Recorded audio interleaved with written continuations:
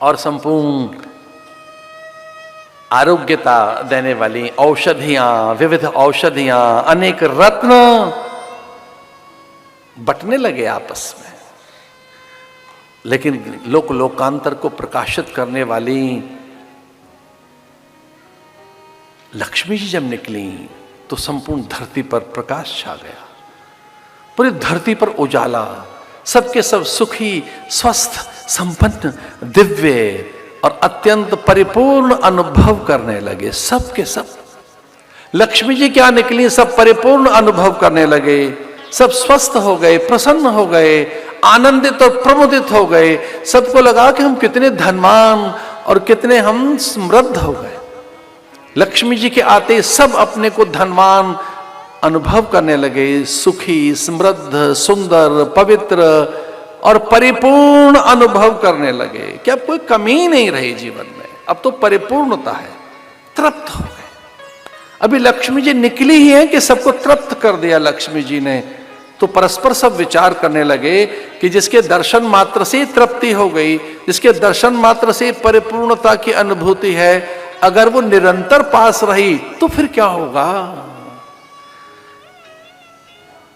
लेकिन किसी का साहस नहीं था ये कहने का, मां हमारी बन जाओ। और लक्ष्मी ने आह्वान किया कि जो ये कहेगा हमारी बनो, मैं उसकी कभी नहीं बनूंगी, बस यही मेरी शर्त है। मेरा आह्वान न करो, कोई मुझे ये नहीं कह सकता मेरी बनो, मैं बंटवारे में नहीं आऊंगी। मैं केवल पुण्य से प्राप्त नहीं होती, और यहां केवल पुण्यों से बंटवारा हो रहा है। मैं पुण्य की परिधि से पृथक की सत्ता हूं। पुण्य से धन मिलता होगा, रुपया पैसा मिल जाता होगा, वॉलेट में क्रेडिट कार्ड ठसाठस रहते होंगे। किसके कारण? पुण्यों के कारण। पता नहीं कितने काम में आते हैं, पर शौक है लोगों को वॉलेट में धसा के रखने का। धसे रहे हैं वो, लिमिट्स उनकी बढ़ती रहे, अनलिमिटेड हो हमारे पास। कितने काम में आए राम जाने। मैंने फटकार लगाई और अपनी प्रकृति का बोध कराया, मैं धन नहीं हूं, मैं श्री हूं, और श्री पुण्य से प्राप्त नहीं होते, श्री अनुग्रह से प्राप्त होती है। मैं स्वयं आपके पास आऊं, आपके गुणों से रीझ कर, आपकी पवित्रता से रीझ कर, आपकी अकामता से रीझ कर मैं आऊंगी। लेकिन सबने पूछा, मां शर्त क्या है आपके आने की? दैत्यों को मना कर दिया, तुम दुष्ट हो, आपकी कैसे बन सकती हूं। देवताओं को फटकार लगाई, तुम केवल पुण्य के आश्रित रहते हो, पुण्य से ही मैं प्राप्त होती हूं। ब्रह्मा को मना कर दिया, ब्रह्मा आपकी नहीं बनूंगी। ब्रह्मा भयभीत, उन्होंने कहा मुझ में दोष क्या है मां? तो उन्होंने कहा तेरी सृष्टि में द्वैत है, एक जैसी सृष्टि नहीं है, सृष्टि में एकता नहीं है, इसलिए नहीं बनूंगी। महादेव बड़े प्रसन्न हुए कि चलो अब तो हमारा ही है, हम ही रह गए अकेले। महादेव ने कहा, मां हमारे बारे में क्या विचार है? क्या मानसरोवर चलेंगी? मैं और पार्वती नित्य आपका पूजन करेंगे। हमारे यहां कोई बढ़िया आसन तो नहीं है, पर प्राय एक सुंदर सा आसन बनाएंगे, नित्य आपका अर्चन, उपासना, अभिषेक, प्रणाम, पूजन, नित्य वंदन आपका करेंगे। महादेव कह लगे, मां हमारे यहां चलो, आपने तो सबको मना कर दिया। लक्ष्मी जी ने महादेव को प्रणाम किया और कहा, देव महादेव मैं आपके साथ नहीं चलूंगी। तो महादेव कहने लगे, मां मुझ में भी कोई न्यूनता है क्या? मुझ में भी कोई खोट है क्या? तो मां ने कहा, नहीं आप में खोट नहीं, आप में बड़ी उदारता है। कोई राक्षस आपको जरा सी देर में प्रसन्न कर लेगा और दान में मुझे दे देंगे। आपको कुछ अच्छी चीज रखने का अभ्यास नहीं, महंगी से महंगी चीजें बांटने का आपका स्वभाव है। और एक बहुत भीतर की बात बता रहा था मैं, साधुओं का भी ऐसे ही स्वभाव है, उनके पास कोई अच्छी चीज आएगी भक्त को बांट देंगे, अपने पास नहीं रखते हो कभी नहीं। इन साधुओं के बहुत सीक्रेट हमको पता लग गए। अच्छी चीजें भक्तों को, अनुयायियों को, शिष्यों को प्रसाद रूप में बांट देंगे।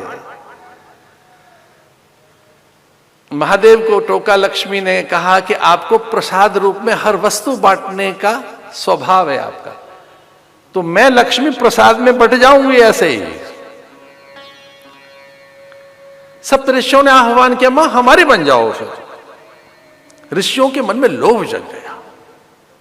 ऋषियों को लगा कि मां को हम ले चले। सप्त ऋषियों ने आह्वान किया, मां चलो हमारे मठ मंदिरों में, हमारे आश्रमों में चलो। तो मां ने कहा ना ना, आपकी नहीं बनूंगी। तो पूछा ऋषियों ने कि क्या हम में भी कोई दोष है? तो उन्होंने कहा आप में कोई दोष नहीं है, आप अकाम है, आप तकाम है, निष्काम है। जब आपको आवश्यकता ही नहीं है तो मैं क्यों आपके साथ चलूं? पर बोले मां फिर अगर ऐसा है तो साथ चलो, अब निष्काम है तो हमारे साथ चलो। तो मां ने बहाना लगाया। अब ऋषियों में भी एक दोष ढूंढने लगे। मां को लगा कि ऋषियों के साथ जाना पड़ सकता है, इनमें कोई दोष ढूंढना चाहिए। तो मां ने उनमें एक दोष ढूंढ लिया। ऋषियों से कहने लगे कि कभी कभी आपको अपने तप का अभिमान होता है और आपको लगता है हम महान हैं और गृहस्थियों का तप छोटा है, हम बड़े हैं। तपस्वी कभी कभी तप के तेज से अपने में एक वैशिष्ट अनुभव करता है, तो कभी कभी ऋषियों को अपने तप का अभिमान हो जाता है। तो ऋषियों ने कहा अभी तो अभिमान हम में नहीं है। बोले अभी तो नहीं है, पर कभी हो गया तो? अब ऋषियों ने बात पकड़ ली मां की। बोले मां अगर हमें तो अभिमान होगा ही नहीं। बोले नहीं, एक व्यक्ति ऐसा है जिसमें कभी अभिमान नहीं हो सकता। सबने पूछा वो कौन है? तो पराम्बा मां लक्ष्मी जी कहने लगी कि वो तो मेरे नारायण ही हैं जिन्हें कभी अभिमान नहीं हो सकता। मैं उनके पास चले, अमानी मानो दो मान्य। विष्णु सहस्त्रनाम में भगवान की महिमा इस रूप में गाई गई कि जिसे कभी अभिमान नहीं है, अपना मान टले टल जाए, भक्त का मान न टलते देखा। जिसे अपने ईश्वरत्व का, श्रेष्ठता का बोध ही नहीं है, जो निराभिमानी है, ऐसे नारायण के साथ में चली और भगवान नारायण के वामांग में आकर बैठ गईं। और नारायण ने उनसे पूछा था कि सबको त्याग कर, सबसे विमुख होकर मेरे पास क्यों आ गई? हे लक्ष्मी, आपने मुझ में ऐसा क्या देखा? तो लक्ष्मी जी बड़ी विनय के साथ एक बात कहने लगी, ये मुझे आपसे कहनी, अगर आपको लक्ष्मी चाहिए तो। मां ने कहा मैं उस घर में जाने को तैयार हूं, मैं उस व्यक्ति के पास भी पहुंचने को तैयार हूं, मैं उसके लिए सदा सदा से उसकी होने को तैयार हूं। बस उसके पास एक ही चीज होनी चाहिए।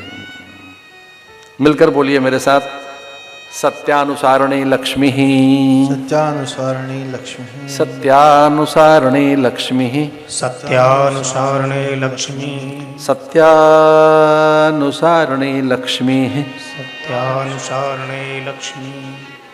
जो सत्य का अनुसरण करते हैं, जो सत्यनिष्ठ हैं, सत्यान्वेषण कर रहे हैं, सत्याचरण कर रहे हैं, सत्य का व्रत लिए बैठे हैं, सत्यनिष्ठ हैं, जो सच्चिदानंद है, जो सत्य का व्रत करता है, जो सत्य नारायण का व्रत करता है, जिसका व्रत ही सत्य है,